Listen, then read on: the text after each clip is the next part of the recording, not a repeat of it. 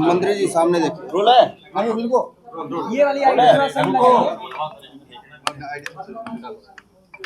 इसको नीचे करिए। रोल है। मंत्री जी नेशनल हेराल्ड केस को लेकर कांग्रेस प्रदर्शन कर रही है। मंत्री जी आईडी थोड़ा नीचे करिए मदन भैया। देखिए, कांग्रेस या विपक्ष के पास प्रदर्शन के अलावा कोई रास्ता नहीं है। अब वो सब खाली प्रदर्शन ही करेंगे।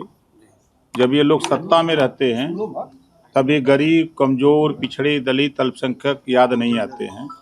इनको रोटी, कपड़ा, मकान, शिक्षा, दवाई याद नहीं आता है। जब सत्ता से बाहर होते हैं तो इनको कोई काम तो रहता है नहीं। ये अपना खाली सिर्फ यही सब ड्रामा करते हैं।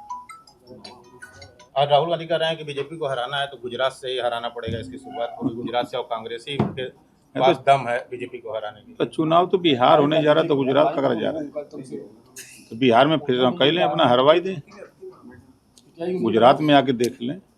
रहेंगे विदेश और लड़ेंगे चुनाव।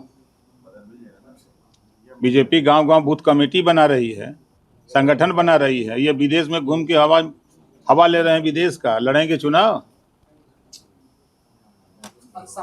मंत्री जी अखिलेश यादव ईडी को लेकर के ये कह रहे हैं कि कांग्रेस ने ही ईडी बनाया है, अब उन्हीं की वजह से वो परेशान हो रही है, इसे खत्म कर देना चाहिए। देखिए, संविधान के दायरे में काम बना है, कांग्रेस ने नहीं बनाया है। आवश्यकता उत्पत्ति की जननी होती है, उस समय उसकी आवश्यकता महसूस हुई और सरकार ने बनाई, चाहे वो किसी की सरकार रही। कानून व्यवस्था को लेकर भी लगातार सरकार को घेर रहे हैं अखिलेश यादव। जब उनकी सरकार थी तो खुद समाजवादी पार्टी को लोग गुंडों की सरकार कहते थे, अपराधी छुट्टा सांड की तरह घूमते थे। अब तो अपराधियों पर अंकुश लगा है। जो बड़े अपराधी हैं या तो जेल में हैं या तो कायदे से रह रहे हैं, और अगर कोई अपराध करने की कोशिश कर रहा है तो 24 घंटे के अंदर कानून उनके साथ काम करके सलाखों तक पहुंचा दे रहा है। लेकिन अखिलेश यादव ये भी कह रहे हैं कि गड़े मुर्दे उखाड़ेंगे। अगर अखिलेश यादव कह रहे हैं गड़े मुर्दे उखाड़े जाएंगे तो मंदिर के नीचे जो है बौद्ध मठ मिलेगा। आवश्यकता पड़ती है तो हमने देखा है कि जब कोई आपत्ति करता है, कोई क्लेम करता है किसी घटना में, वो संतुष्ट नहीं है तो गड़े मुर्दे उखाड़े भी जाते हैं। फिर उसका पीएम होता है उसकी संतुष्टि के लिए। समाजवादी पार्टी की तरफ से नेताओं से बयान आ रहे हैं मंदिर को लेकर। इंद्रजीत सरोज जी कह रहे हैं कि मंदिर में ताकत होती तो मुगल लूट के नहीं जाते। अब इंद्रजीत सरोज जी का बयान उनका है, संविधान में तो ताकत है।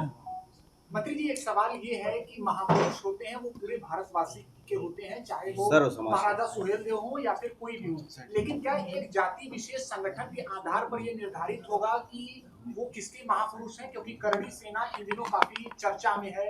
कोई राणा सांगा को लेकर वो सीधे जो है अगर कोई टिप्पणी आती है तो विरोध करते हैं, तो आपको क्या लगता है? नहीं, देखिए, महापुरुष सबके होते हैं। अब चाहे गौतम बुद्ध जी हों, चाहे महात्मा ज्योतिबा फुले, सावित्रीबाई फुले, चाहे बाबा साहब डॉक्टर अम्बेडकर हों, छत्रपति साहू जी महाराज हों, पंडित दीनदयाल उपाध्याय हों, चाहे कोई भी हो, तो वो महापुरुष सबके होते हैं, सबके लिए काम करते हैं, प्रदेश के लिए, देश के लिए। जो उनके विचार होते हैं, जो उनके संदेश होते हैं, वो पूरे समाज के लिए होते हैं, किसी एक जाति के लिए नहीं होते हैं। अगर हम बाबा साहब डॉक्टर अम्बेडकर को ही लें तो बाबा साहब डॉक्टर अम्बेडकर का विचार 3 ही मंत्र है पूरा उनका। शिक्षित हो, उन्होंने किसी एक जाति धर्म के लिए नहीं कहा, उन्होंने पूरे समाज के लिए कहा कि शिक्षित हो, संगठित हो, संघर्ष करो। जो लोकतंत्र है, लोकतंत्र में रोटी, कपड़ा, मकान, शिक्षा, दवाई के लिए आप आगे आओ। इसी तरह हर महापुरुष अपना अपना संदेश देते हैं। मंत्री जी आपको लगता है कि बंगाल में लगातार हिंसा जारी है? बंगाल में वास्तव में राष्ट्रपति शासन लगना चाहिए, इस नाते कि हाई कोर्ट ने टिप्पणी की है और केंद्रीय रिजर्व बल मांगा है, तो कहीं न कहीं महसूस किया है तब ना। तो हमारे हिसाब से तो जिस तरह वहाँ घटना हो रही है और जिस तरह कोर्ट टिप्पणी कर रही है, लोग मारे जा रहे हैं, भाग रहे हैं लोग छोड़ करके प्रदेश, तो वहाँ राष्ट्रपति शासन लगाने की जरूरत है। योगी जी कह रहे हैं कि लात के भूत बातों से नहीं मानते, क्या लगता है सही कह रहे हैं? ऐसी आवश्यकता है? रामायण में चौपाई लिखा है, बिना न मानत जलद जड़ गए बीत दिन 3, बोले राम सकोप तब भाई बिन होई न प्रीत, तो भाई है रामायण में भी।